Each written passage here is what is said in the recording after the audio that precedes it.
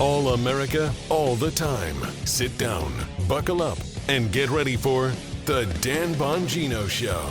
Yeah, so yesterday's show pissed off all the right people, and that's great. That is spectacular. There's nothing I enjoy more than rage bot meltdowns telling me, oh my gosh, we're so pissed off and angry. I need you to be pissed off. What are you laughing about? It's true. These guys are, you ever read One Flew Over the Cuckoo's Nest? You know, Nurse Ratched? If Nurse Ratched is proud of you and loves what you're doing, you're probably doing it wrong. I don't want Nurse Ratched to like me. My entire goal right now is to get our compass true north again, away from the people trying to pull it untrue south, okay? I want you to be pissed off. That's the goal. Of course you're going to be pissed off.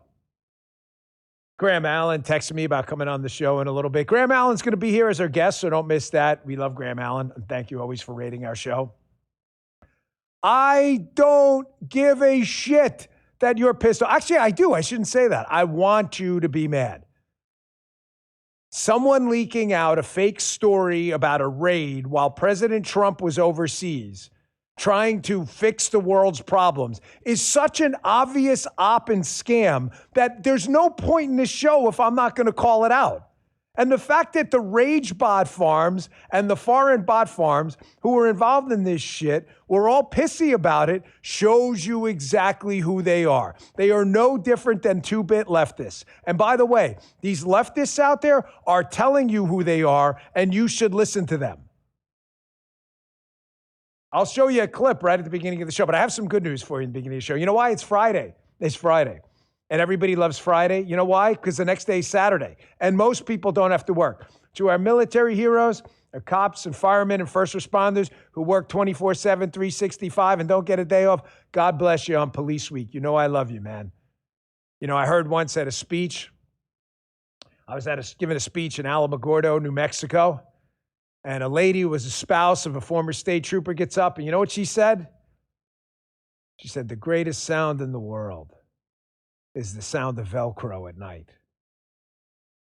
You guys get that? Tell me in the chat. I know you law enforcement spouses know what that means. Like Velcro at night. It's the sound of the body armor. Your husband or wife comes home safely and the body armor is so loud, the Velcro is super thick, and it wakes them up. They don't mind that wake up. They know you're home. Greatest sound in the world. Thank you to all those who serve, who don't get Saturday off. But most of us do have tomorrow off. So I've got just a small snippet of one of the best commencement speeches I think I've heard in a long time. You may have seen it yesterday. It's worth your time, the whole thing. I can't play the whole thing, but it's a country singer, Eric Church, who just, man, gave a freaking banger of a speech. But he said something really critical. I want to get to that. And then also something that happened overseas yesterday. I haven't seen covered much, light coverage. It happens all the time. It was on President Trump's trip. It got a little bit of coverage, but this happens all the time. I'll give you kind of some behind the scenes on that. I don't want you to sweat too much what's going on there. Car Shield. Hey, I use my car for just about everything. I'm in it all the time. It's like my traveling office. So when it breaks down, it not only costs me money, but it costs me time, and it's a real pain in the butt. And I don't want to think about it. I don't want to worry about that stuff. When your car goes down, it's not just inconvenient. It throws everything off, your entire schedule. I've had that moment. You know, you get that strange sound, that bell that goes off in the car, and it turns into a warning light, which turns into a huge bill. Suddenly, you're bracing for this bill you didn't plan for. That's why I'm a fan of Car Shield. It's fantastic. I love it. You got to be prepared for this stuff. Having that extra protection takes a lot of stress out of owning a car. Cars are very expensive right now. There used to have a bumper. It cost you like $30 to repair the bumper when I was a kid, the metal bumper. That's not it anymore. You scratch the bumper, it's like $3,000. Car Shield offers low cost month-to-month vehicle protection plans, so you're not locked in. They partner with ASE certified mechanics across the country. They include 24/7 roadside assistance, courtesy towing, and rental car options at no additional cost. It's really a great deal. And the low deductibles really matter when something big goes wrong, because as I told you, nothing's cheap on cars anymore. Car Shield has over 20 years of experience, covers more than 2 million vehicles, holds a 96% customer rating and an A+ rating from the Better Business Bureau. It's pretty impressive. Drive with zero worries thanks to Car Shield. Car Shield. Right now, Car Shield is offering our listeners 20% off with the code Bongino at carshield.com/Bongino. Don't let an unexpected breakdown ruin your day. Get covered with CarShield. Drive with confidence. Go to carshield.com/Bongino. Use code Bongino for 20% off. Thank you, CarShield fellas. Let's go. You may say, damn, why are you all dressed up? Now, people who are new to the show be like, that's dressed up. Dan Shirt is going to get a 10 on the scale today. Biggie Fresh 65 in the chat. Do we have it? We haven't done that in a while. Nicole has not made it. 10. She is really excited. Got the lovey-dovey eyes going on there. Nicole, sorry, not available. I know, I get it. I got a special event. This is dressed up for me. Outside of like weddings or funerals, this is like the best you're going to get. I got a special event going to later, so a lot going on. So as I said, and I don't want to hammer this too much, but all the right people were pissed off yesterday, okay? Folks, I'm just not going to let it happen anymore. There is a lot of sabotage going on, and we've been successful in exposing it. And the people behind it are freaking out because this is one of the biggest audiences in the MAGA sphere, and there's nothing they can do to combat it. That segment where I just lost it on them yesterday went viral yesterday, and I saw the panic. You could see it on X. The rage bot meltdown, all the internal saboteurs doing their best to make it go away. You can't make it go away. We won. W for the Dan Bongino Show and the Bongino Army. We won. I'm sorry you had to drop an L and you got smoked. I know you guys can't live without me, but we can live without you. I know that hurts. I know it bothers you that we're only 8 minutes into the show. We got 34,000 people here. I know that bothers you that a stadium full of people are listening to us expose your shit while you're hollering into the abyss. I get it. W's in the chat. We won. We exposed you guys. You look like a bunch of buffoons. Now everybody knows it. And there's no backing down. There's doubling down. That's it. Dubs everywhere. We just keep racking up the dubs. The administration keeps racking up the dubs, and you keep dropping big time L's. And we're enjoying every minute of it. I know it drives you crazy. Now to the good news. So I saw this. That is good news, actually. I saw this yesterday. Eric Church, country singer. I got a newfound respect for you. I always liked his music. Can you do me a favor? Josh, look, is that Guy? No, it's Guy. Josh, look this up. What's that new song, that compilation song, Morgan Wallen and Hardy, about the guy? Folks in the chat, help me out. Is it MacArthur or something? They got this new, MacArthur, right? Is Eric Church in that too? I think he is. He is, okay. And Tim McGraw too. It's a great song, MacArthur. Can't recommend it highly enough. I got a newfound respect for Eric Church. He gives a commencement speech.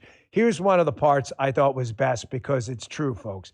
I've had a lot of drama in my extended family over the years, and you always got to remember, like when the chips are down, a lot of those people loved you when you probably didn't deserve it. Check this out. String 2.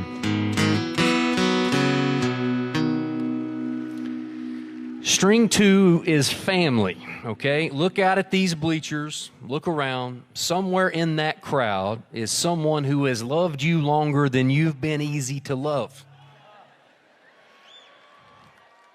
It's true. Someone who saw you at your actual worst, not your public-facing worst, and didn't leave you.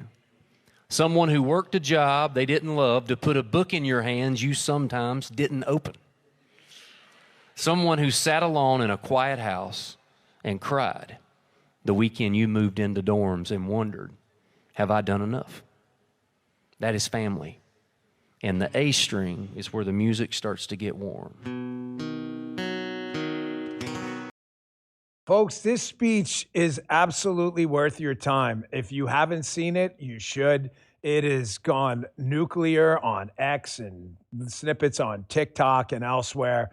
It's worth your time. And I love Eric Church's music, but respect, brother. Absolutely amazing speech. And the way he did it with the guitar and the 6 strings, just incredible stuff. Look at that. American flags in the chat. Love you guys, man. I knew you'd like that on a Friday. You know, you get up on a Friday morning, you want some good news. So I want to get into some hard news, though, because President Trump is headed back from China after what appears to be a successful visit. Folks, listen, we got to be realistic. We're dealing with our most significant global adversary. President Trump had a couple of goals there. Keep us out of nuclear World War III, Understand that China is a part of global commerce. We admitted them into the WTO, not in the Trump administration, but we have to deal with them. There's just no way around it. There's obviously the ever-present threat of them invading Taiwan. It's not going to go away because we said so. And the thing about having President Trump, who's a transactional realist, is he gets that. We're not going to get a lot out of China. They're not going to get a lot out of us. Sometimes maintaining a status quo while sanding down the edges is your foreign diplomacy. That's just the facts. The fact that he's got the moose nuts to go over there and do it, knowing he's not going to be able to come out of there with big, huge, bold proclamations is a big deal. I mean, folks, you have to remember, when Reagan was dealing with Gorbachev early on, some of the initial meetings were not a success at all. And he kept going and kept going and kept going at his own political expense. And in the end, finally got what he needed. This is how diplomacy works. It's not me, putting lipstick on anything. It's just the real world. But this happened. I saw it get a little bit of coverage. So I just thought it was an interesting opportunity to provide some behind-the-scenes color on this. I did 4 foreign lead advances as an agent with the Secret Service. And I was on a ton of foreign trips as, post-stander or shift agent elsewhere. There's always conflict with the host country.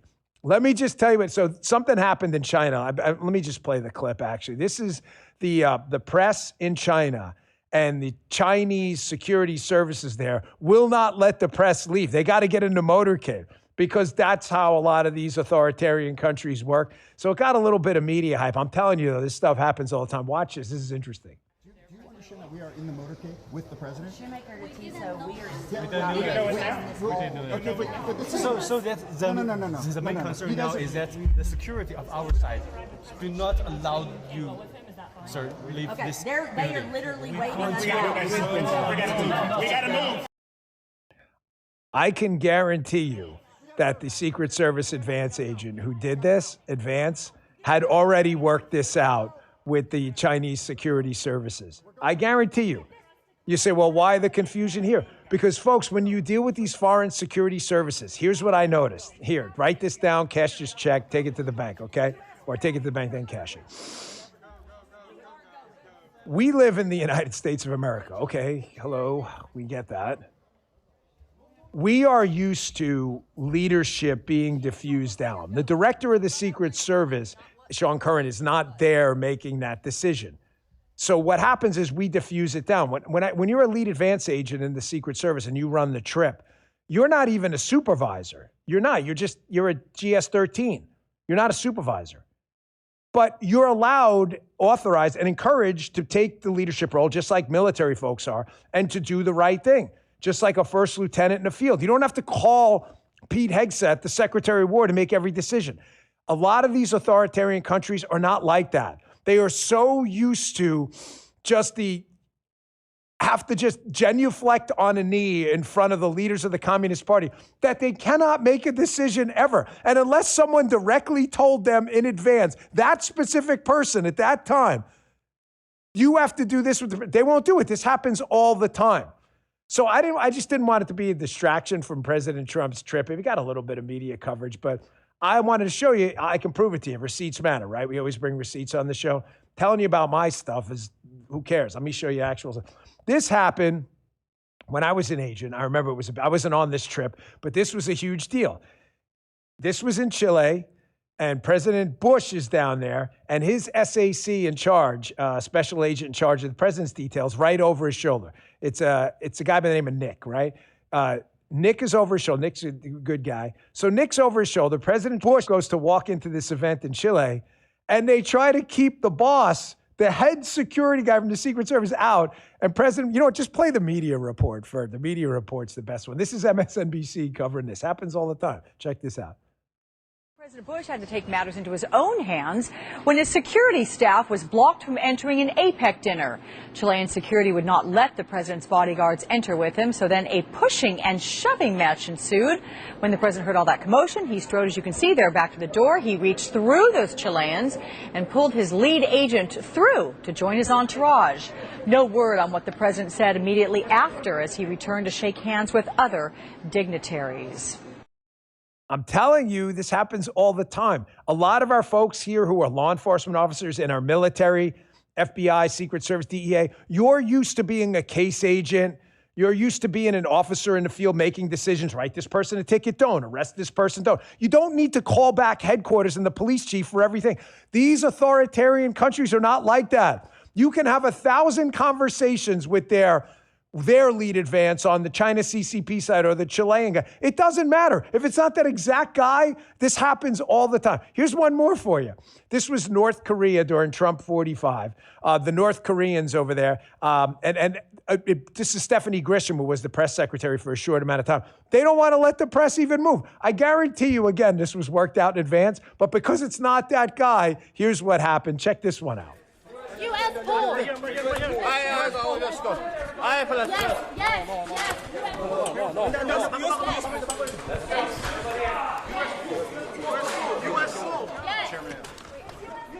You see, they're trying to keep them out. This happens everywhere. So bottom line, tie this up. Just be very proud that you're part of a United States of America that respects freedom, that even though we can't stand the press, we respect the freedom of the press because the alternative's even worse. And we just don't do shit like this. We just don't. There's Stephanie Grisham. She goes out and rescues them. And by the way, she wound up rescuing a bunch of liberal reporters because that's the United States. We would rather have bad press coverage than a communist country and no press coverage at all. That's the way we roll. And you should be proud of that we're open to criticism and accountability here, even by a bunch of lying buffoons. You had to go out and rescue them. So don't let it distract you. This happens all the time. It's not a big deal. They could have done the greatest Secret Service advance in U.S. history, and it doesn't matter. These countries do this shit all the time. So, folks, I said to you yesterday, and again, we pissed off all the right people, that this is a time for choosing.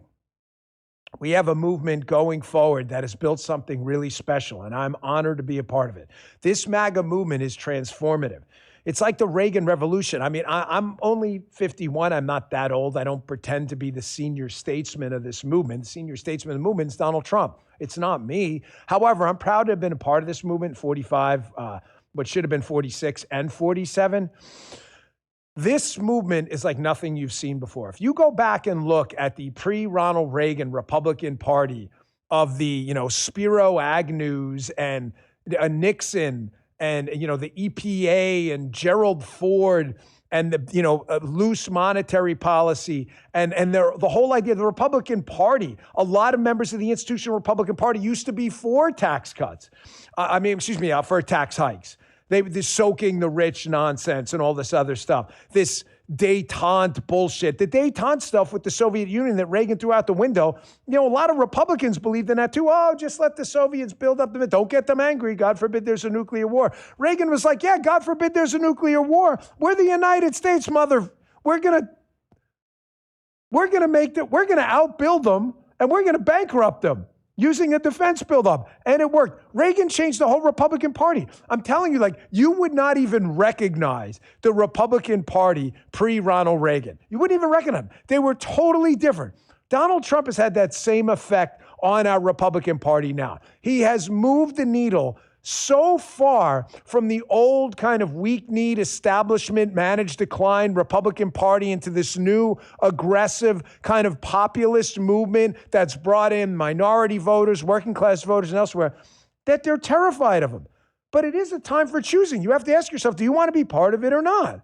And that's fine. We're a free country. You're not obligated to be part of the MAGA movement. You may say, I want to go back to the old ways of the Republican Party. It's your right to do that. Run for office, raise money. I'm just telling you, I don't want any part of that. I don't. I'm not really interested in that at all. Because we're fighting a very organized, very pernicious, and very dangerous political opponent. Folks, when they tell you who they are, listen to them. There was this brief moment after the electoral drubbing, Trump 47's victory. There was a brief, and I mean brief moment. It lasted about 3 weeks to a month, where Democrats started to come out and say, guys, a limited number, but they did. Maybe this, boys, in the women's room crap, maybe all of this, open borders bullshit. Maybe this was a bad idea. And then it totally evaporated. I'm telling you, Brother Dan is telling you here, that is gone. They will never, ever run at any time in the near future on a moderate agenda again. The leading candidate right now, almost comically for the 2028 nod, is Kamala Harris, which is almost, like I said, hilarious. It's like a joke. However, don't discount the fact that she could win. I don't like that stuff. I don't like talks of red wave because it just discourages people from, oh, she's so terrible, I don't need to vote. No, you do. She actually has a following. It's not huge. It's certainly not Obama's following, but it's enough to cause some trouble. She's the leading candidate on the side. She just lost running on far left stuff. Here's an appearance she just did. Now she's running on even more radical shit than she ran on last time, proving my point that if you think you're ever going to run against a JFK or early Clinton, second-term Clinton Democrat, you were absolutely wrong. We've got to organize now and recognize the opponent, or we're going to get our asses kicked by really dangerous people. Check this out. No bad ideas. A no bad idea brainstorm is what I'd like to call it. And in that no bad ideas brainstorm, we talk about what we need to do and think about doing around the Electoral College. We talk about the idea of Supreme Court reform, which includes expanding the Supreme Court. We invite a conversation about multi-members districts. Let's talk about statehood for Puerto Rico and DC. These are the things I think that we've got to do. We've got to neutralize these red states from cheating, including blue states expanding their maps. And all of this, I think, is look, we got to fight fire with fire. These folks are playing to win. We got to play to win. Folks, they're not kidding. When they tell you who they are, listen to them. Please, I'm begging you as a friend. Listen to them. They're not kidding. Dumping the filibuster, D.C., Puerto Rico statehood, gerrymandering like you've never seen before, ballot harvesting everywhere. Folks, if we lose in the midterms and 2028, it could take 2 decades to get the country back. If it ever gets back, if we ever get back to normal or even close to normal or quasi-normal at all, I want you to understand, like, they're all about the dance. That's all. They're not about actual results. Do you want the results or do you want the dance? Ladies and gentlemen, the Trump administration, if you are on the fence about who you're going to vote for, has produced a portfolio of amazing results you have on the plate you can look at before you eat, before the midterm elections. Please do it. If you don't like low crime, if you don't like a low homicide rate, if you don't like a closed border, if you don't like 115,000 jobs in the last report, if you don't like that, if you don't like the productivity revolution, if you don't like that, fine, vote Democrat, but at least acknowledge the results. They're all about the dance and the show.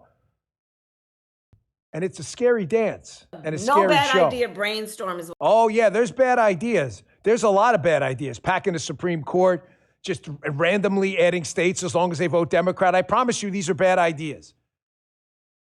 I'm going to take a quick break, and I'm going to get back to some actual results, some stuff I saw yesterday you need to see from the Trump administration so you don't fall prey to doomers, black pillars, and others, and leftists trying to tell you nothing's happening, because things are happening, and it's our job to get out there to the public what's happening.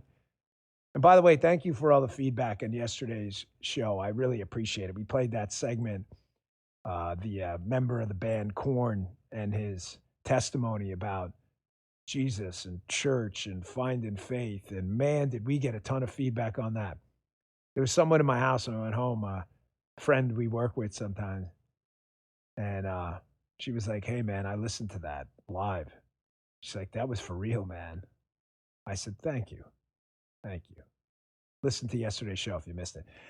Hey, cholesterol's tough, and for many of us, it's genetic. Paul and I recently discovered Dose, a clinically backed cholesterol support supplement that helps target triglycerides, LDL, HDL, and total cholesterol.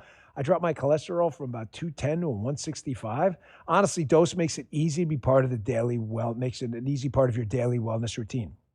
It's just a daily 2-ounce shot that tastes like mango. No, it's delicious. No pills, no powder. We use it. This is my other bottle of Dose. You can see it's already opened. It's in the fridge here. We love this stuff. Dose uses ingredients like turmeric, coenzyme Q10, AMLA, and other naturally occurring ingredients. It gets delivered right to your door.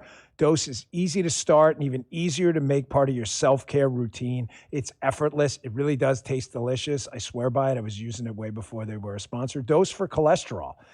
is an easy way to get help in taking control of your own health and something you can help delay the more intense conventional therapies, which many of them you don't want to be on. And it gets delivered right to your door, making getting the support you need for your health easy to stick to. Right now, new customers can save 35% in your first month of subscriptions by going to dosedaily.co/Bongino and entering Bongino. You can enter Bongino at checkout. That's dosedaily.co/Bongino, dosedaily.co/Bongino for 35% off your first month subscription. Product worked great for me. I've got the receipts to back it up. These statements and products have not been evaluated by the FDA and are not intended to diagnose, treat, cure, or prevent any disease or condition. Thanks, Dose. Spectacular product. They have a whole bunch of good stuff on the website. Today's show also brought to you by Fast Growing Trees. I've been a big fan of Fast Growing Trees because I live in Florida, and I didn't know a lot about planting. If you plant the wrong stuff at the wrong time, it winds up dying. So what do? Go to fastgrowingtrees.com. They'll give you all the help you need, and you get a big savings too. You get 20% off your first purchase. They're America's largest and most trusted online nursery with thousands of trees and plants and over 2 million happy customers. They have all the plants your yard or home needs, including fruit trees, privacy trees, flowering trees, shrubs, house plants. We have a bunch of their plants inside the house. Get that air nice and great. Whatever you're looking for, Fast Growing Trees helps you find options that actually work for your climate, space, and lifestyle. Right now, they have great deals on spring planting essentials, up to half off on select plants. And listeners to our show get 20% off their first purchase when using the code DAN at checkout. That's an additional 20% off better plants and better growing at fastgrowingtrees.com. Use the code DAN at checkout, fastgrowingtrees.com, code DAN. Now's the perfect time to plant. Let's grow together. Use DAN, the code, to save today. Offers valid for a limited time. Terms and conditions may apply. I planted one of their lemon trees at the house we moved out of. And like I said, I drive by every day. It's still there, dropping lemons, still there. Thank you, Fast Growing Trees. We appreciate it. Folks, the truth is out there. And no, it's not an X-Files episode. It's really out there. You can do your homework. I like to make it easy for you because a lot of you work really intensely for a living, have kids to raise. You don't have time to sit around reading, through X all day, trying to, aggregate data on crime stats and all that stuff. I totally understand it. You got lives to live. That's my job, and to put it out there on the show. I saw this yesterday. Michael Ruiz put this out on X. You want this? You want results? You have an election coming up. So the FBI has a Criminal Justice Information Services Division. They just released it because it takes a while to get the 2025 data. You may say, damn, we're a few months into 2026. I know. The problem is the FBI does not invent the data. They get it from local and state police departments. And sometimes there's a lag while it comes in. So we're just getting the complete data set for 2025. Folks, murders and robberies both dropped more than 18%. Now, it's not just the raw number. I want you to pay attention to this. This is the largest single-year percentage decline since 1937. It may be one of the lowest numbers we've ever seen. The only reason I say may is it was really hard to aggregate data in 1910, 1920. This may be the lowest homicide numbers we've ever seen. But the percent decline also is, so anyone telling you like, oh, Biden did it, well, why didn't he have the largest percent decline in and his administration? There are people out there on the left who don't want to give President Trump credit. He was the one who did this. He's on the ballot. You have to view it that way. He is on the ballot in the midterms. His policies, his lieutenants, his people out there in the Congress who have been hard on crime, it's the largest percentage drop. I know liberals are having a hard time with this. You may say it was trending down. It's never trended down the degree of change by this much, ever. What the hell do you think is going on? You think this is just luck? These are actual results. And because these results are being produced, as I've said often, who's public enemy number 2? Because public enemy number 1 is always President Trump. Kash Patel, every time. This story I found hilarious. Remember Douche Canoe, Fusion Ken Delanian? This guy, do we have that Intercept article remember that article with Ken Delanian? Like he's already been exposed, like a big deep state pawn. Ken Delanian does nothing. This guy, I swear, like, you ever see that movie Billy Madison with the people to kill list? Fusion Ken must have Kash Patel, and it was Steve Buscemi's like putting the lipstick on. That's Fusion Ken. Like that, he just has this hard on for Kash Patel because he knows the results They got to get rid of it. They got to get like a tomato can in there, and they can't let President Trump run on low crime because they know that appeals to Democrats too. Here's Fusion Ken's latest one. FBI agent. Wait, keep this up on the screen just for a minute. By the way, when he says FBI agents, he doesn't mean these aren't really. These are just cowardly wuss bags. And I'm going to say to the agents who are leakers out there and calling this asshole who was part of the Crossfire Hurricane thing, I will say again, you absolutely disgust me. I am really glad that many of you are gone. Some of you are hiding, embedded like ticks. You're just disgusting filth bags that you know it's against policy to do it and go leaking things to the media. And you do it anyway because you don't give a shit. Well, listen, I'm really glad that you don't like Kash Patel because we don't want you to like us because you guys and ladies doing this suck. The good agents doing the work, thanks for everything. To these losers, you absolutely disgust me. There's like little slugs that walk around I think higher of them than I think of you. They don't, FBI, I'll just say FBI internal losers say the Bureau under Kash Patel has been gaming the most wanted list to make the stats look good. So just to be clear, the FBI has a 10 most wanted list. I don't know if you know this or not. There'd been no movement on this list for a long time. So when Kash and I got in there, Fusion Ken doesn't wait. This is a bunch of disgruntled assholes. When Kash and I get in there, we were like, why can't we find these people? There was one lady on the list. I'm like, we know where she is. Like, what she is. Why haven't we done anything about it? Kash got on the phone, made a couple phone calls, and that was it. Ken Delaney is actually pissed off that because we cleared the list when we got in there so quickly, they had to add more people who then subsequently got caught too. He's actually pissed off about this. Do you guys see? Fusion Ken, Andy, is pissed off that we cleared the most wanted. If Joe Biden and your Democrat allies and Crossfire Hurricane and others, Fusion Ken, were so good at this, why didn't they clear the freaking list? Yes, I do. You found it. Thank you, fellas. Fusion Ken, quote, the CIA's mop-up man. LA Times reporter cleared stories with the agency before publication. Who's this story about? It's about Fusion Ken. There it is, Fusion Ken. You understand what's happening? Scumbags inside the government still, who have buried themselves in there like ticks, hate the fact that the Trump administration is producing results, and this harps back to yesterday's show. So what do? They run to the Fusion Ken Zeros of the world, and they leak insane, stupid stories that the dumbass left gobbles up like a Thanksgiving turkey. Man, I can't believe Patel's cleaning that most wanted list out so fast. Really, that's amazing. What an asshole. This is comical. There's no recognition whatsoever that the crime and homicides were. Guys, is that not what the FBI does? It's about crime, like, right? Kind of crime and stuff. Justin's like a little bit. Fusion Ken's not even remotely interested that these are the best results ever in American history. No, all he's interested is that the most wanted list has been cleared too fast. I swear to you, I'm trying to not talk too much about stuff because I don't want to. I just can't help it with this asshole. This is really a story for him.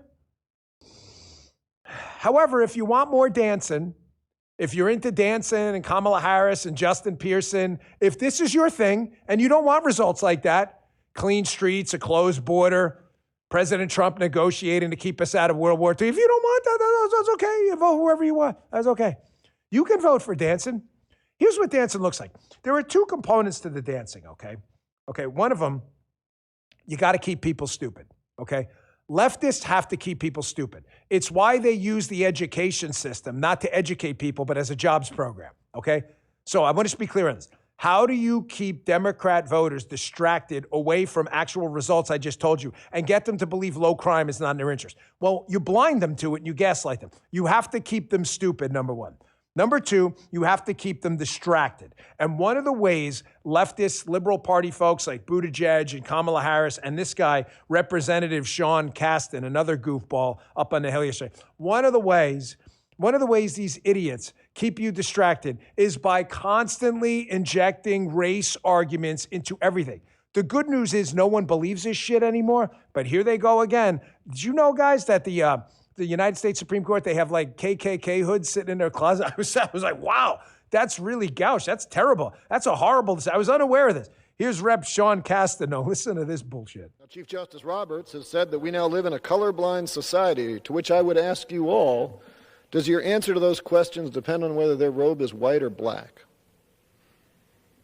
Because make absolutely no mistake, the agenda of this Supreme Court and the agenda of the Klan are far too similar. Supreme Court, the Klan hoods, keep you distracted, keep people stupid.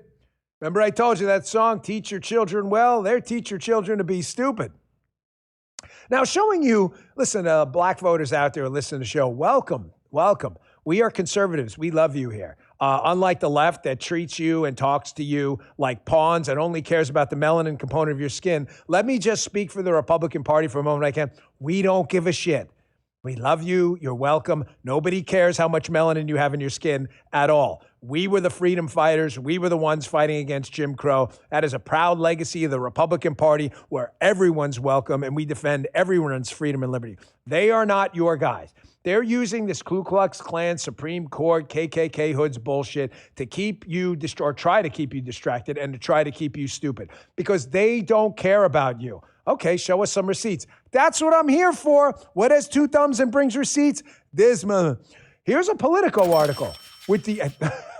Here is a Politico article of the institutional Democrats Party's feelings about black voters. Politico, by the way, otherwise known as Bullshitico, not a right-leaning outlet. This is a quote, folks. I'm not making this up. It's not AI. Politico. A lot of Democrats are willing to sacrifice black voting power to beat the GOP. I thought they were about Klan hoods at the Supreme Court. In a new Politico poll, there's a poll. A plurality of Democrats say the party should counter Republican gerrymandering, even if it means reducing the number of majority-minority districts. Folks, I hope you're not falling for this.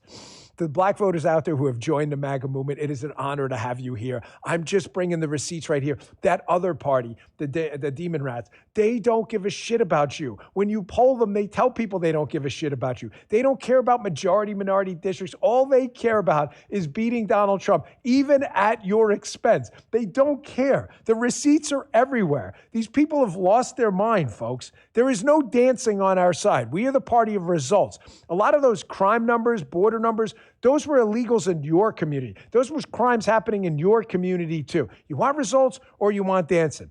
Here's what dancing looks like. This is, again, keeping you distracted. Did you see this out of Charlotte, North Carolina? There we go. Little bit of dancing. The dancing's important. Keeps people distracted. Remember, it's the reverse. Don't teach your children well. That's what the Democrats want. I saw this story, again, I had to check, make sure it's not AI these days, because some of this stuff sounds so crazy, even for Democrats. So there's a race to appoint, the Charlotte mayor or something like that, and the NAACP there is like, hey, man, we just don't want to take a look at any white candidate. You said that out loud on camera? I had to check to make sure this was real. Check this out. Why would we replace the black outgoing mayor with a white person? That simple. NAACP Charlotte Mecklenburg chapter president Corinne Mack refusing to walk back her comments in this Facebook post from Monday. Mack wrote that it is, quote, seriously disturbing for white folks to be lobbying to be Charlotte's interim mayor. City Council is currently searching for someone to serve out the remainder of Vi Lyles' term, who is set to resign at the end of June. In an interview with Queen City News on Wednesday, Mack argued recent rulings on voting rights and redistricting efforts are evidence of black representation being undermined and stripped, and that voters in Charlotte have been intentional about having black representation. And my question to the white folks who are up in arms and outraged, are they outraged about the fact that black representation is under attack? Are they outraged about the gerrymandering that's happening all over this country? Martin Luther King is rolling over in his grave thinking about, hearing something like what was said today in that post. There you go, folks. More dancing, concerned about the melanin component of someone's skin rather than actual leadership in a community that could use it. That's what the dance looks like from a group that pretends it's for the advancement of, quote, colored people. It is not. It is not. The NAACP lost its way a long time ago. A long time ago. And you should not be afraid to call this stuff out. You want to see what not dancing looks like? What getting people reoriented on a compass true north looks like? Check out Representative Wesley Hunt, just absolutely going off at some of these hustlers. This is just, stop what you're doing and listen to this. About 40, 50 seconds long, but it's worth your time. Check this out. I'm seeing a lot of talk from my colleagues on the left, too, as we shift toward this reinvigorated talk about Jim Crow and the past of this country. And as someone who is a direct descendant of a slave, as someone whose great-great-grandfather was born on a plantation, I can assure you slavery is over. Jim Crow is dead. When I go anywhere, I don't see any white-only signs. I don't, I promise you. I am a black man that represents a white majority district in Texas. The great-great-grandson of a man born on a plantation stands before you today as a proud conservative Republican from Texas, as a believer and follower in Christ, and as a believer in what this country can be if we allow equality for not just Muslim Americans, not just Buddhist Americans, but also Christian Americans like yourself. If you missed that cartoon, that AI cartoon we played in yesterday's show about the farmer who drops the pig in the well and watches the rats jump in, please go watch it. Folks, the way the left pushes you and incentivizes you to jump in the well, into the trap that you can't get out of, is by keeping you distracted and keeping you stupid. Because you cannot stand up the scrutiny when you just say basic things like, really? Don't you find it a little bit fascinating? As the South became more Republican, there was less and less de jure and de facto discrimination. You don't find that? Folks, hustling and dancing is the distraction. It's meant to distract you from this.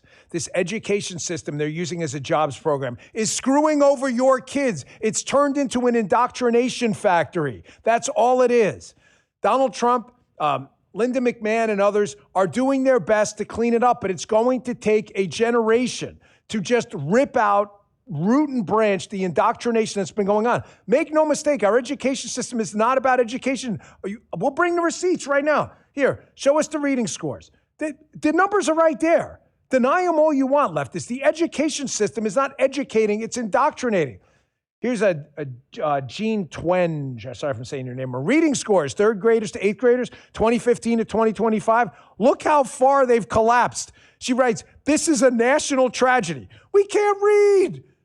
We're the richest country in the history of planet Earth. We can't read. Look at this disgrace. This is the civil rights issue of our time. Look at this debacle. Damn, what about math scores? Surely we're doing better there. No, we're not. We're not doing better there. Here's a tweet by Katie Miller. We love Katie. Most American school districts are performing worse in math today than they were 10 years ago. This is a national tragedy. Yes, ma'am, it is. And we're spending more money, $41,000 per student in New York. For what? We're flushing your money down the toilet. We're indoctrinating kids into dancing and distraction and being good little leftists. And they can't freaking read or do math. Hat tip and wokeness on Twitter. Baltimore spending $25,000 per year per student, $2 billion, up from $16,000 in 2017. The outcome is nothing. The outcome is worse. Zero results, negative results. Student attendance down, SAT scores down, dropout rate up, chronic absenteeism up, graduation rate slightly ticked up, probably because they've lowered standards. That's it. Everything else is getting crushed for dramatically more money. This is an indoctrination factory. Now, I want you to watch this video. Hat tip Jubilee on this, where they sit two people down at a table, they debate. If you're listening on Apple and Spotify, it's a black woman and a black man debating about the issues du jour. I only bring up skin color because the left, that's their thing. They cannot have traditionally voting Democrat constituencies not be distracted by bullshit and start to focus on the results. I want you to watch the woman in the debate who's the liberal. And it was Matt Nuclear is his name? Hat tip Matt Nuclear. He does a great job here. When he confronts her with facts on black crime, which is another national tragedy, watch how just mad she gets, confronted with the receipts. This is what happens when you spend your whole life dancing and all of a sudden the applause stops and you actually have to say something in front of the audience. This is what it looks like. Check this I out. disagree that reparations are necessary. I think the most important thing that's necessary right now for the black community would be the stopping of violence, especially black on black violence. I don't see how reparations is going to solve anything. You can give everyone here like a $50,000, especially people that are in the streets who are committing violent crimes consistently, a $50,000 check. It's not going to fix anything. It's not going to increase the median household income in the next 10 years by 10% or 20%. I'm not sure where your education came from, but they lied to you. Stats don't lie, though. Are you acting right now? Do you really believe I'm telling this? the truth. There's no systemic racism that I've experienced here in America.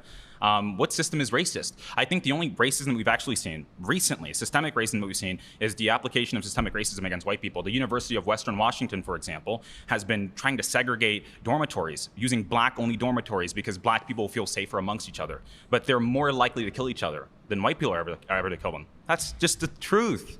You have King Von rapping about killing other black men. Why should I think that the white man is the oppressor when black men are more likely to kill me? Oh my Tell God, this is scary. You need to think about me as your mama. Do not talk to me in that fashion. So let's check that now. Notice it's all about the dance and the act, but no actual comeback to that young man spitting facts there. Nothing. Where'd you get your education from? Gee, I don't know, books? Like reality? You see the frown lines on her face? Is she so upset about what he's telling her because it's true? Folks, we're here from you. Don't engage in this suicidal empathy bullshit. God Sad has a book out about suicidal empathy. I saw him on Fox this morning. Ladies and gentlemen, the thing about suicidal empathy, treating people who've been just the boot of the government neck, destroying urban communities, the black community elsewhere, through just absurd, government overregulation, the lack of policing in their communities. This is all from what's been empathy, like suicidal empathy. The thing about suicidal empathy, and I saw this Daily Mail report about this the other day, the thing about suicidal empathy is that if you're a victim of a crime, this New York City woman declined to press charges against a subway shover who shoved them on the tracks because, quote, she didn't want to put another black man in jail. Weeks later, he allegedly killed a retired teacher at its station. Folks, it's not about you. You have to make hard decisions, and empathy as a disguise here, it's about putting others in jeopardy doing it. This is why you have to focus on results and put the emotions aside and cut the dance and bullshit. Education, pulling your kids. You have to just pull your kids out of this. If this system is indoctrinating them, you have to homeschool them, find a different school, get them out of this because it's going to be hard to rescue them. My kids have been good, my two daughters. I've stayed on top of it for a long time. But make sure you know what they're doing in their schools. Make them watch this video. This is a short clip from John Stossel. Stossel does great work on this stuff. This is a short clip on socialism, which despite its 100% success rate of failing, just continues to infect our school system versus capitalism. And notice how the emotional arguments always work for socialism. We got to take care of people who are poor and all. Yeah, great, we do. The problem is socialism doesn't do that. It makes people poor. And while capitalism will make certain people richer, the poor folks in a capitalist system will always be richer than poor people who are being tortured in a socialist system. Check this out. Capitalism, unlike socialism, is voluntary. Transactions happen only if both buyer and seller think they gained something. Like a pretzel. We see this in every transaction. After I paid for this pretzel, we both said, "Thank you, thank you." 2 thank yous, because we both got what we wanted. The socialists attack billionaires, saying the rich take from workers because we have a finite amount of money. Jeff Bezos has what, $100 billion?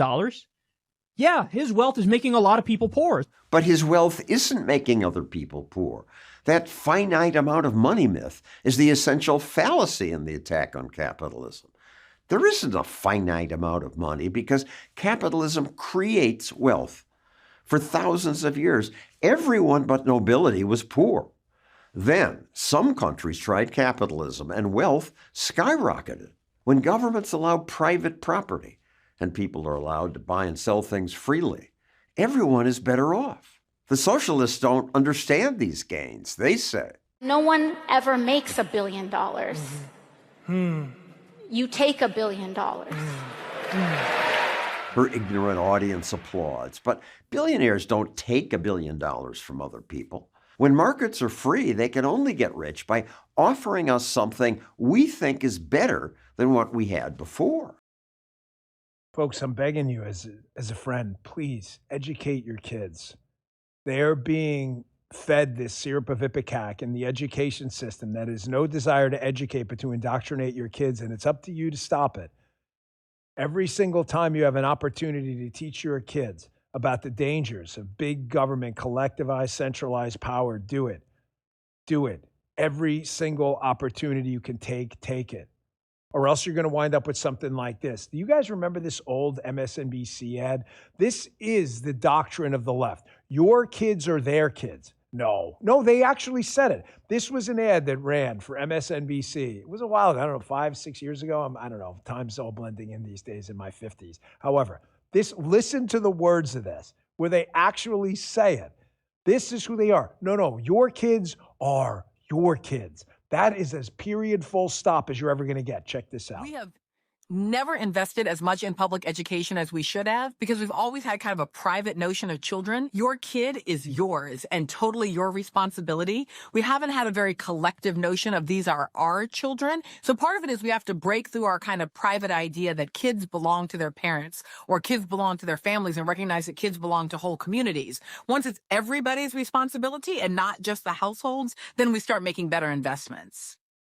No, kids are not belong to the community. Your kids belong to you.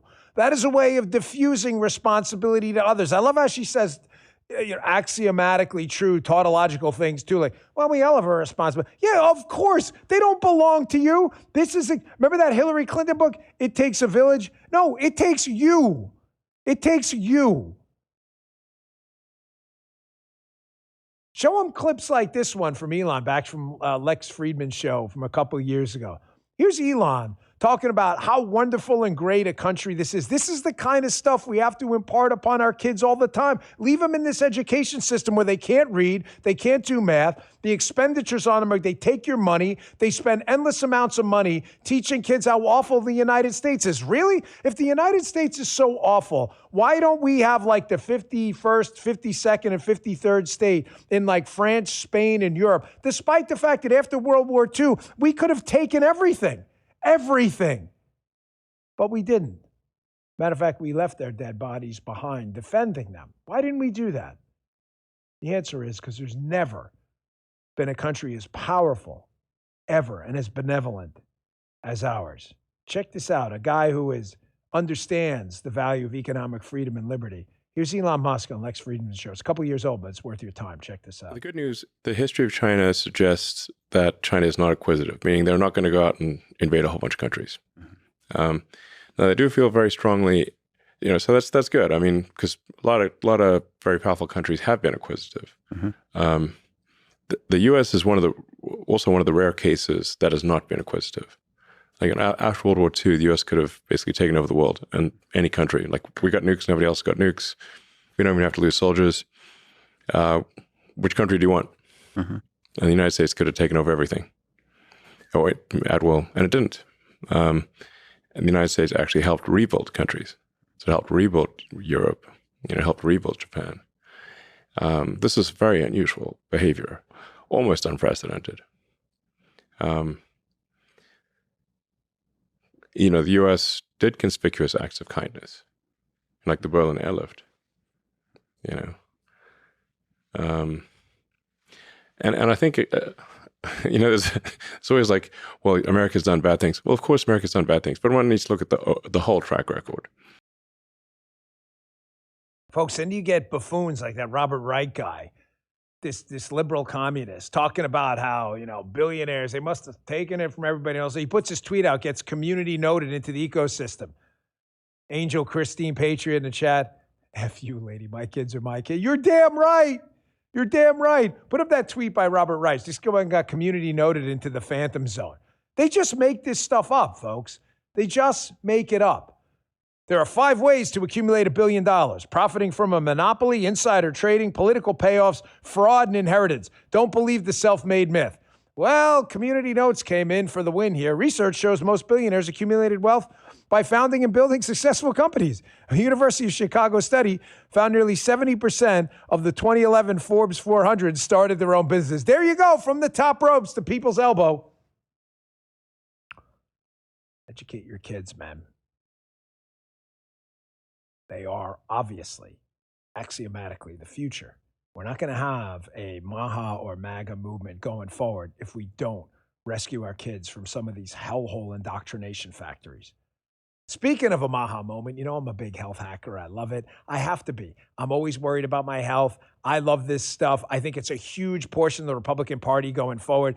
The Democrats, by the way, did you guys notice how that whole Democrat liberal, like body positive movement, you know, people were like obese, which is not healthy, folks. It's not. I'm sorry. I don't care if they're whoever's telling you that is just lying to you. It's just not true.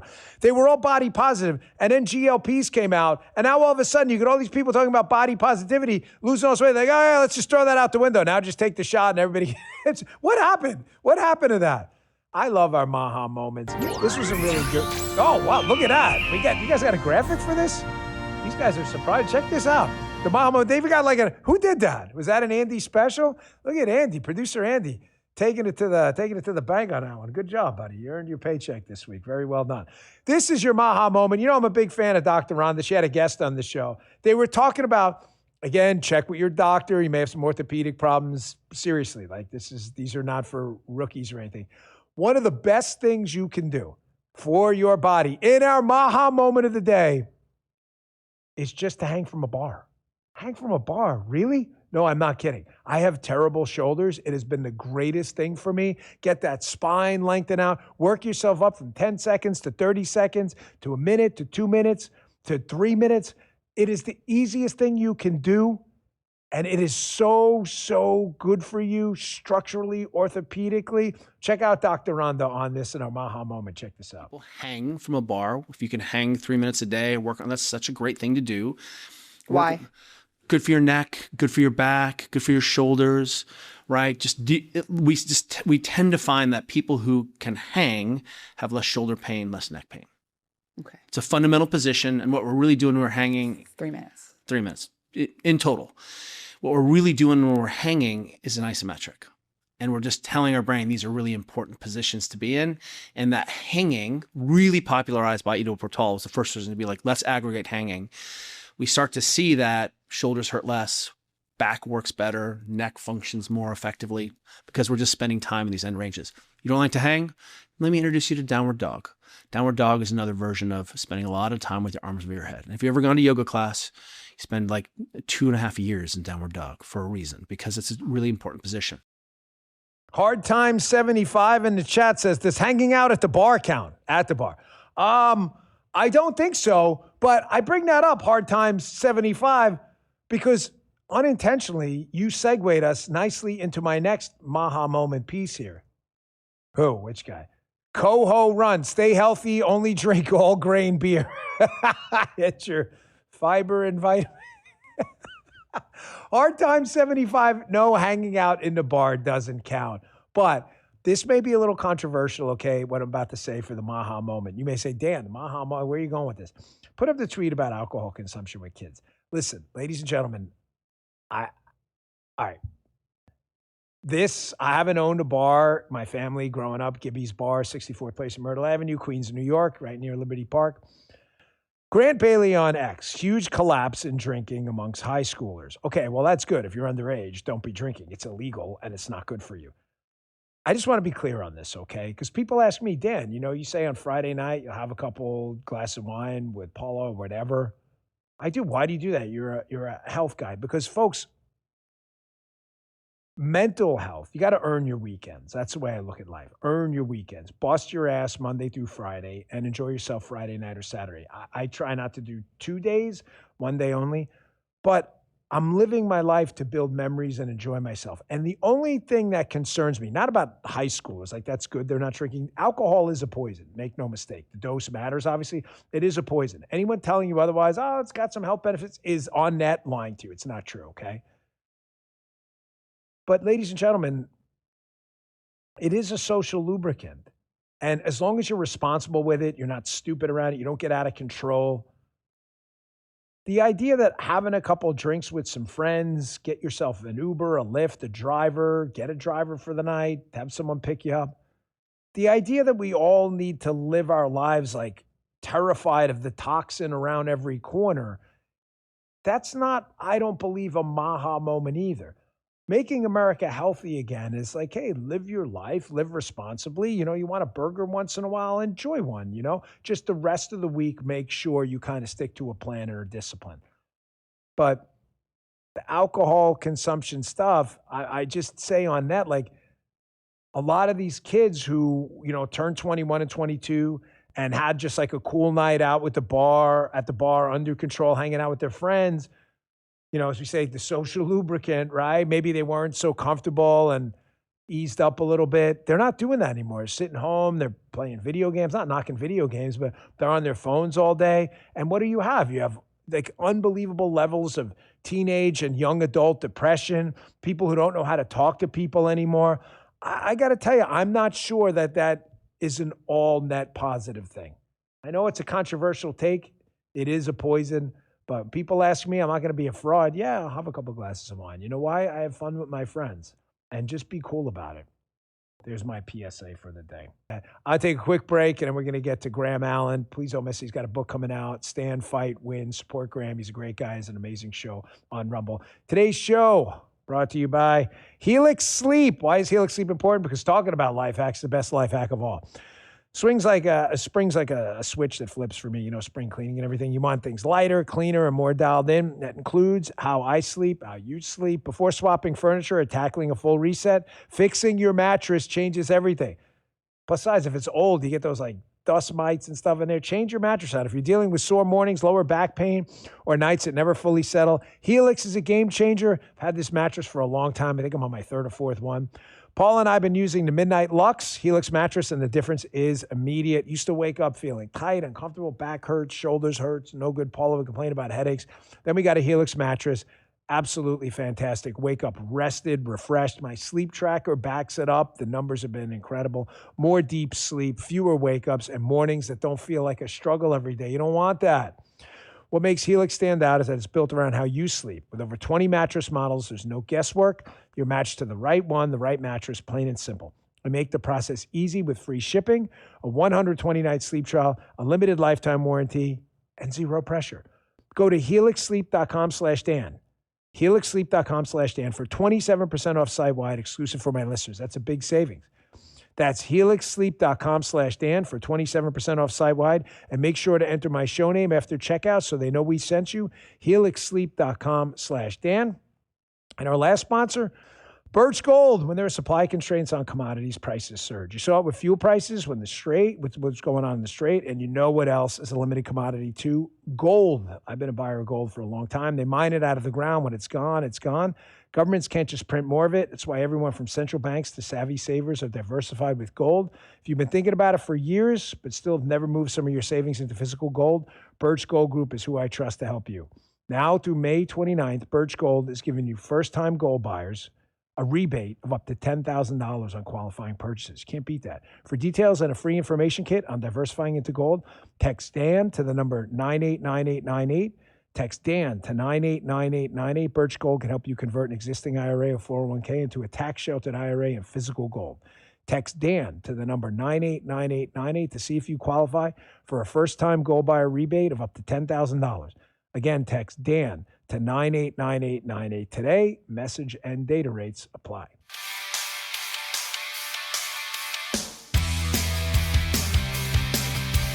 Welcoming back to the show, one of our favorite guests, a recurring regular here, our good friend Graham Allen has a very popular show on Rumble. Look him up, Graham, like the graham cracker, Allen, Allen. You'll find him there. He is rocking that slot. He's always kind enough to raid our show on Rumble. We appreciate it. Graham, welcome back to the show. Thanks for having me, Dan, and the honor is mine to be here on the Podfathers show. It is always a pleasure. That's very nice of you. Hey, but just before we get to the interview, Skillet, I don't remember that. For those listening on Apple and Spotify, if you're missing the video of the show, which is exclusive to Rumble, Graham has over his right shoulder a skillet. I haven't seen a skillet thing that nice in a long time. Where'd you get that from? That wasn't there last time. Yeah, so Skillet's a good friend of mine, John Cooper, and all of them, and so they actually gave me. This is a platinum plaque. This is what a platinum plaque looks like, and they were kind enough to put my name on here, present it to Graham Allen. And, you know, I always thought I was going to be a rock star when I was a kid. And obviously that didn't happen, and I got into the podcasting space. So, you know, yeah, I finally have a platinum plaque, and so it's pretty cool. So I added it to the set here. You're like me, man. I just don't have the looks or the musical talent to be like a rock star. I used to, when I ran for office, you know, and I'd sit at train stations and wave to people. They'd say, "Who are you?" I say, "Dan Bongino." I said, "It's like Bon Jovi without the looks, the money, or the musical talent at all." And I'm telling you, like, the race we almost won, almost doesn't really count. You have no idea on election day, I would be at a polling location. They'd be like, "Yeah, man, I remember you from the metro stop. I remember you. You were the Bon Jovi without the looks." He goes, and I was like, damn, that actually worked. So I love music. Yeah. I think it's kind of like your key to the spirit realm. I mean, I go to concerts all the time, and with my wife, we've had some very like deep spiritual moments there, man. There may have been a little bit of alcohol involved in some of them, but when there's a live music band going on, right. You've been there, you know, when they're rocking it, like it's just a weird feeling. It's like an out of body experience. I love music, man. So I noticed that in the background. So big hat tip to Skillet. So you have a book coming out, available for pre-order now. We'll be chatting about September 1st comes out, but please pick it up on pre-order now. Graham's a good friend to the show and a patriot. It's about standing, fighting, and win. The book is called Stand, Fight, Win. But one of the things I know you address, and that we've been addressing over the last few days, is there, and you've been all over this on your podcast too, which I'm very proud of you for doing, because it's really easy to fall into like the current thing, NPC mode, and you don't do that. Is the doomers in our tent. This is a very real problem. I know it's exhausting to talk about, but you've got a bunch of these people. You all know who they are. They're pretending to be part of our. Some of them are now admitting they're Democrats, by the way. So like, you know, hello, Captain Obvious. But they're not part of our movement, Graham. They are here to sabotage our movement. And to them, it's all about the dance and the performance. And they ignore all of the unbelievable results of the Trump administration. I'm glad to see a guy like you calling it out. Well, I mean, and you as well, Dan. Me and you have many conversations off camera about these things. I actually had a conversation on with Jeremy Boring just this week about this very thing, that there is this group of people that infiltrated our movement, wolves in sheep's clothing, if you will, that I believe now were never not leftist in the first place. But what's happening is this culture of nothing's ever good enough. Dan, you see this all the time. The amazing things that you did in the FBI, Kash Patel, everybody, nothing's ever good enough. Well, you deported this many people. Well, you should have deported that many people. Well, we got this done. Well, you should have got this done. Oh, well, we locked the border down. Oh, well, you should have, I don't know, destroyed the border completely so nobody could ever jump across it. I have no idea. Alligators in the water with laser beams. Like, it doesn't matter. No matter what we do, it's never going to be good enough. And I've been a really big proponent of this. I talk about it in the book, that as commentators myself, we probably didn't do a good enough job of pushing the reality to the American people that good policies, once enacted, aren't instant, and it doesn't happen within seconds of things. There are things that President Trump has done, is doing, and will continue to do that future generations will feel the benefits from, that they don't necessarily see right this minute. And these bad actors in our movement are using that, the fact that they know that these are good policies. They know that the president's killing it. They know that the reason that China just did a grand parade dance for President Trump is because he has their metaphorical nuts in a vice right now with the Strait of Hormuz. 50% of their oil goes through there. President Trump, that is the most 8D chess move I've seen in a long time.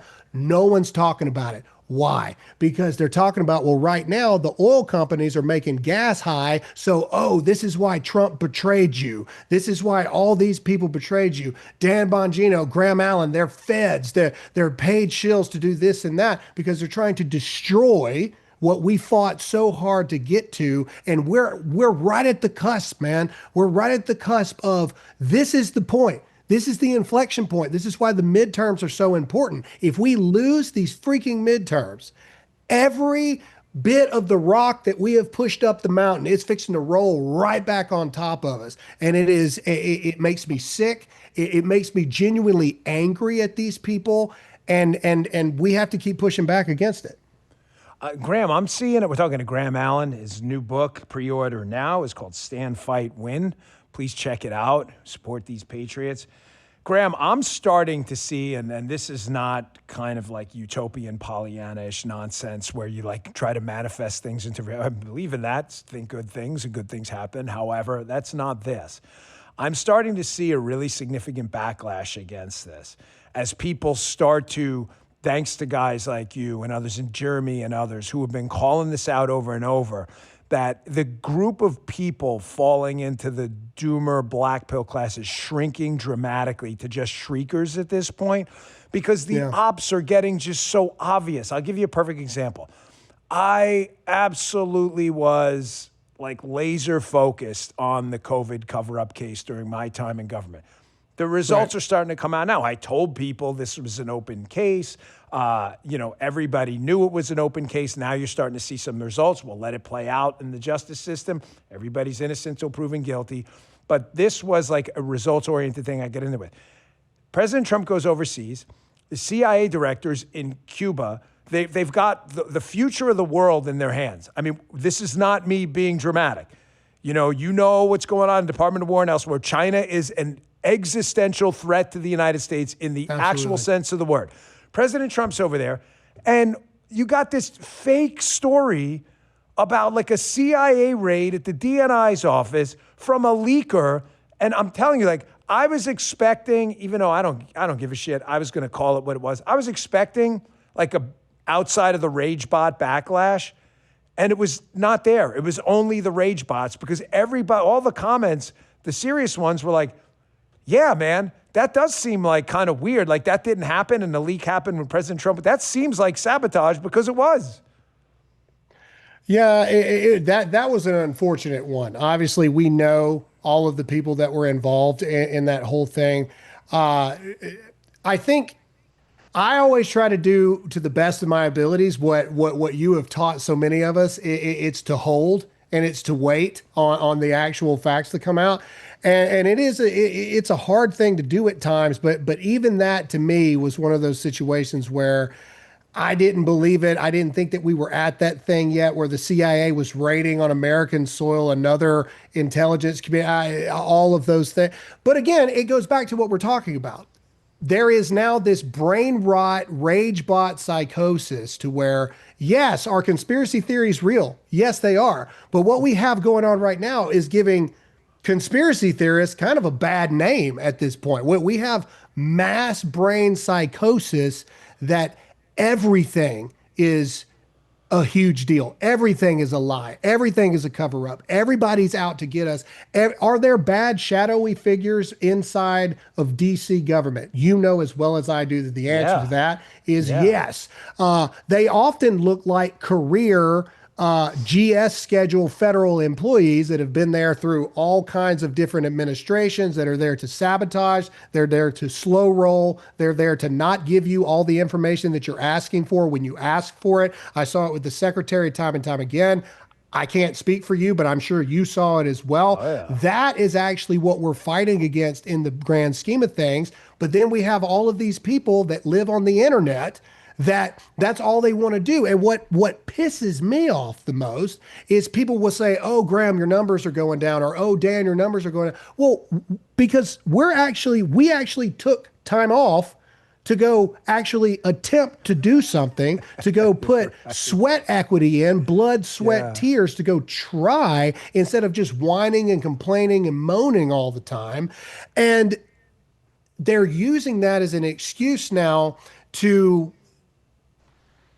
brainwash the American people even more, to make them feel like they are victims. And no matter what they do, it's never going to be good enough. And we're never going to save this great country of ours, or we're never going to keep it afloat. And that's a lie. It's not true. It is a battle every single day, and you got to show up and clock in every single day. And I do not buy into this victim mentality. I do not buy into this, oh, no matter what we do, Israel or whoever it may be is over us, and no matter what happens, we're doomed. I'm over it. I can't stand it. And you know, that's kind of what I talk about in the book is, you know, this isn't your normal rah-rah book. This is a very real book about what I saw on the inside. It's a very real book. Charlie was assassinated while I was writing this book. And it changed the book like that overnight, because what I wrote about in the book, I said, this is where we're headed. The political assassination culture, all this is where we're headed. And then unfortunately, and I wish that I had been wrong, but it came true. This book is about the fact of, Dan, you know this, you talk about it all the time. You're so good about it for people like me and your viewers. We got to win 26. We got to win 28. We got to win 30. We got to win 32. You can't just win one time and think that it's over. The war is never over for our country. The battles are every single day. And I'm so thankful for people like you that actually speak that actual truth, because so many people don't. They use emotion to manipulate the voters to get what they want, and then they move on and they cast them aside. You know, Graham, every movement goes through this. And what I'm most proud of is this MAGA movement, not necessarily a Republican Party. I mean, I'm registered as a Republican because it just doesn't make any sense not to. You know, I tell people all the time, simple political tactics, right? Tactics. Pull your emotions out of it completely. Not registering as a Republican, even if you really dislike the institutional and establishment Republican Party, makes no sense, because then everyone else gets to vote twice in a primary and a general, and you don't. So you're not, It doesn't matter. You can register whatever you want. You can register as an alien and vote in the alien party. Like, it doesn't make a difference. Like a resident of Mars, at least you get to vote twice. So I tell everyone, register Republican. It does, or, you know, man, even if you really can't stand, register Democrat, vote for the most conservative Democrat, and then go vote Republican in the general. Like, at least register for something. Like, don't neuter yourself, right? But you've got this like growing movement of people that just want everyone to withdraw from the system. And you had kind of hinted to it before. They do it, and it's very clever, actually. And it takes away from the actual conspiracy theories that were true. Most of the stuff that was portrayed as a conspiracy theory around the 2020 election, a lot of it turned out to be true. You know, there was a lot of ballot harvesting. Pennsylvania did change the rules. That wasn't a conspiracy theory. That was a conspiracy fact. The COVID stuff, the whole mask bullshit, you know, the suppression of information about the origins of the virus, that wasn't a conspiracy theory. That was a conspiracy fact. Russia collusion, Arctic frost, you know, all of that stuff was exposed when President Trump got in office, and we brought that to Congress, 30,000 plus papers. But when we start getting into other stuff and this growing political violence, like on the left, you know, we're really losing focus, and we got to be careful, because these leftists are, I'll just kind of leave this here. I'm sorry, I know I'm going on a little bit, but Graham, the leftists used to, after, say, President Trump was shot and Butler or Steve Scalise, they'd usually wait like 4 or 5 days before they went crazy again. Did you notice they're not even doing that anymore? The White House Correspondents' Dinner, the next day, they were like, it's a setup. It was all a big conspiracy. Nothing happened. They don't even care anymore. Like, we're in a really dangerous spot right now.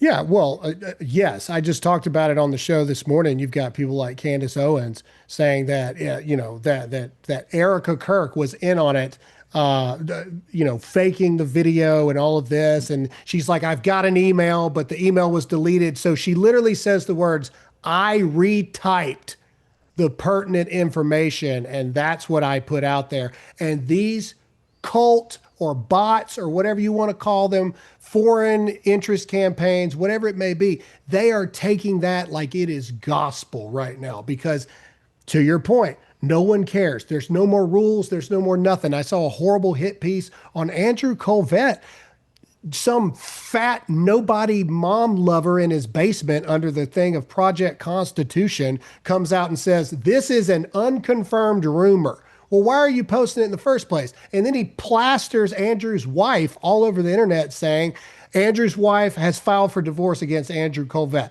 Not true. None of it's true at all. But that's where we are. We're at a point now where families are no longer off limits. Who cares about truth? Who cares about actually getting your facts right? Who cares about confirming things? Doesn't matter. It's all about the views. It's all about the clicks, and it's all about the money, and it's disgusting. And what they're trying to do, I do believe there is a massive push by these people that we're talking about to mess us up in the midterms. The Supreme Court handed us a huge victory. We got rhinos in the southern states we got to deal with 100% about this racial gerrymandering stuff. We got an opportunity to pick up seats. But if you disenfranchise voters to go vote, none of that matters. This is all part of the play. And then they will, once Democrats, if Democrats are successful in the midterms, these same people that are saying vote Democrat or don't vote or this, that, watch them come right back around again for 28, because that's where the money will be. And we can't allow that to happen. That's why every election matters. That's why every single time you have a chance to go to the ballot matters. The 10-10-10, just like you talk about all the time, Dan, like you got to go do what you got to do. You got to put the work in. And I'm just thankful for people like you, Dan, like that are going out and speaking the truth every single day. And that's why I wrote the book, to hopefully maybe give a spark to people that the war's not over. But the truth is the war for our country is never going to be over. So we have to fight every single day in every single election. The book is called Stand, Fight, Win by Graham Allen, available for pre-order now. It's a call to action before the midterms. You know, Graham, we've got midterms coming up, and, you know, I'm glad you just said that. And I know, I forgive me, folks, I'm in no way trying to, you know, speak down to anyone at all.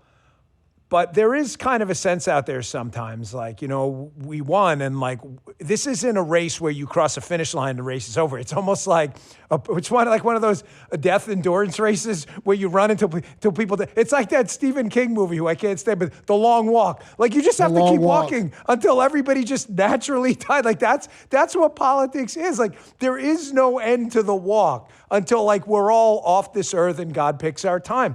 So, like, winning is a process. It's not a result. Does that make sense? And absolutely. I think once Trump won for what I believe was the third time, there was a perception out there. It was the third time. Right. By like a small group of people, like, this is over. But you and I know, having worked in government, man, the Democrats and weak-kneed Republicans, Graham, they've been ripping this government to pieces with their embeds. I mean, the Pentagon, the Justice Department, HHS, Medicare, CDC, even international, WHO. They've been doing this for decades. Folks, it is going to take this midterm. It's going to take the next presidential, the next midterm. I think realistically, we're about a quarter of the way home to letting that cement dry.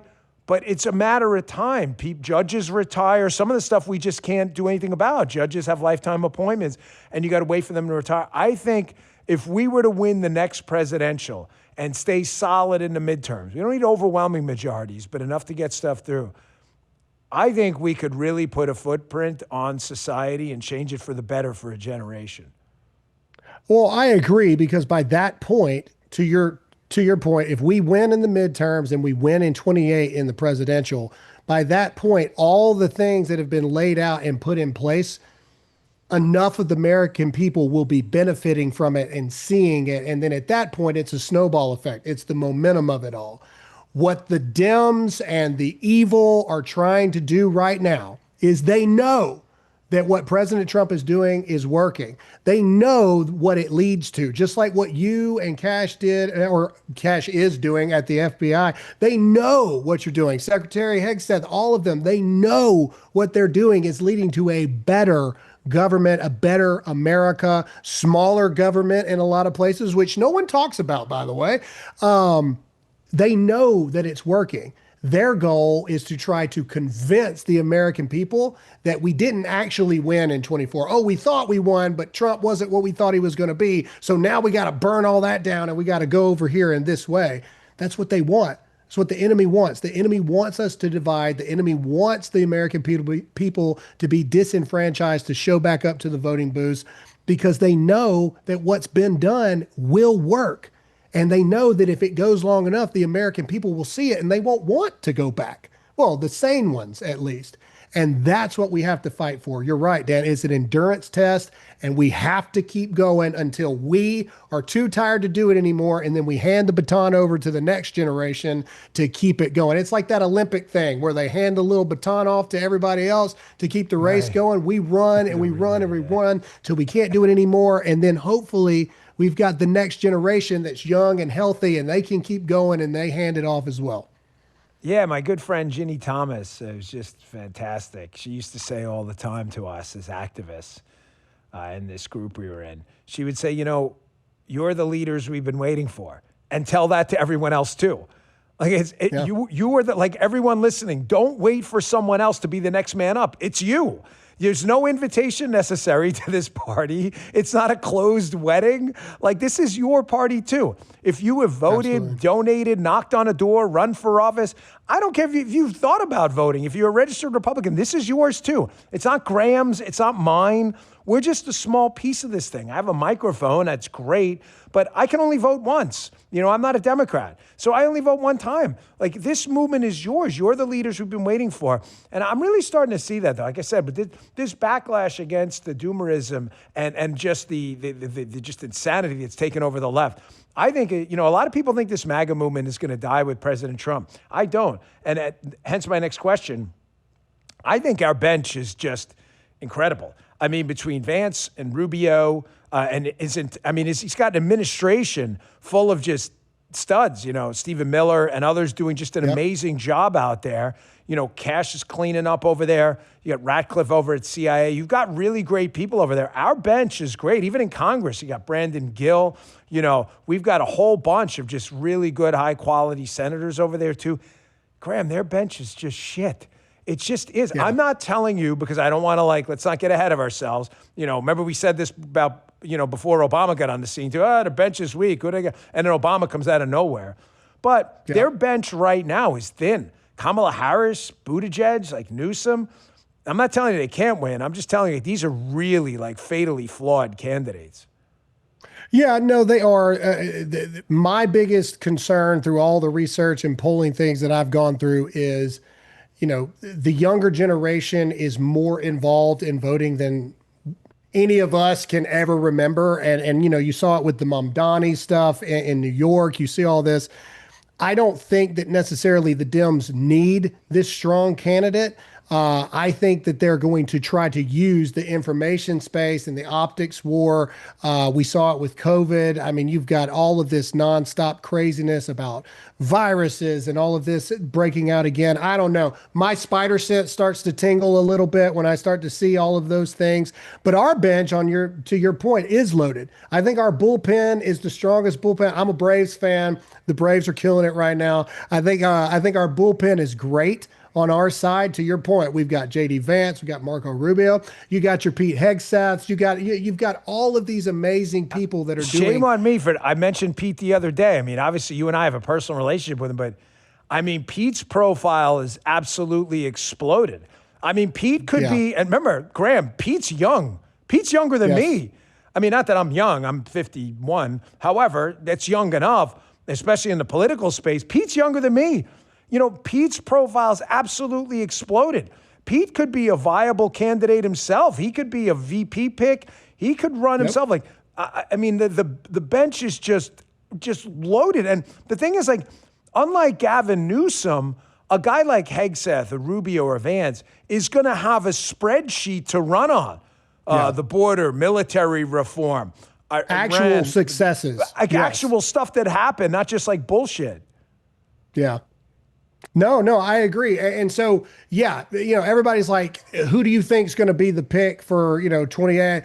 I don't know. To your point, we've got such a star-studded thing right now. I know the president's alluded to, a Vance Rubio ticket would be unstoppable and things like that. But as well as I do, 2 years in politics is a long time. Let's see what happens. But to your point, we have a chance with the roster that we have with a Pete Hegseth, with a J.D. Vance, with a Marco Rubio, and the list goes on and on.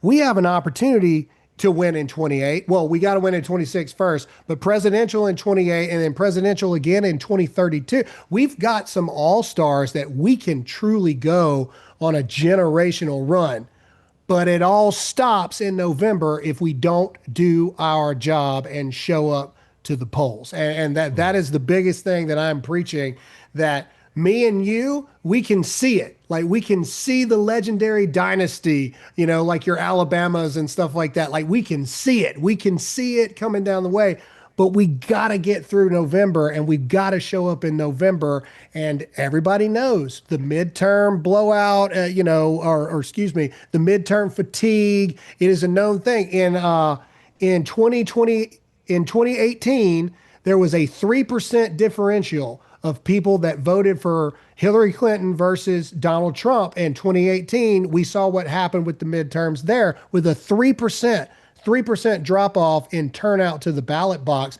We can't have that. Like, we have to have people show up in 2026 now, because we're trying to combat history here a little bit. Since 9/11, if someone takes over all three in a presidential thing, there's a radical swing the next direction.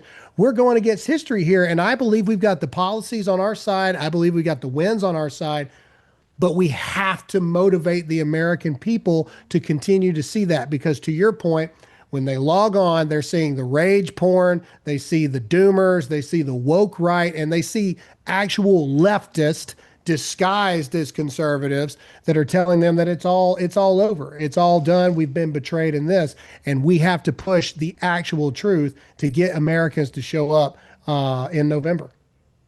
Darn right we do. Folks, that's Graham Allen. He's got a terrific show on Rumble. Make sure you check it out. He's always nice enough to rate us. Also, check out the book.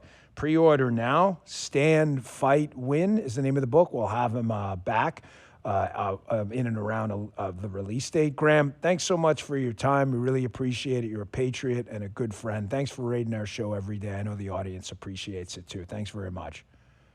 Hey, thanks for having me, Dan. I appreciate it. Folks, that was Graham Allen. Make sure you check out Haley at noon at rumble.com/Haley, Haley Carania. Also at 8 a.m., Vince has been dominating that spot. Vince calling ace. Rumble.com/Vince. His audience is growing by the day. We really appreciate that. And also download the free Rumble app. Click that follow button while you're there. It is absolutely free. You don't have to do anything. You can also watch on your TV. There's a Rumble app on your smart TV. Just download it. It's free. You can watch the Dan Bongino Show live or on demand. Click that follow button. It's free. You'll get a notification of our live show. Join the chat every day. We're always happy to have you. We got some big special announcements coming up too, so you're going to want to hear those. I'll see you back here, folks, on Monday. Hey there, I'm Vince. I'm Haley Carania, Host of Vince. host of Scrolling with Haley. You can always catch my show right here on the Bongino Report. live, 8 a.m. Eastern, weekday mornings. Weekdays at noon. If you miss it, no worries. The show will always be Right here and and anywhere you find podcasts. Thanks for watching.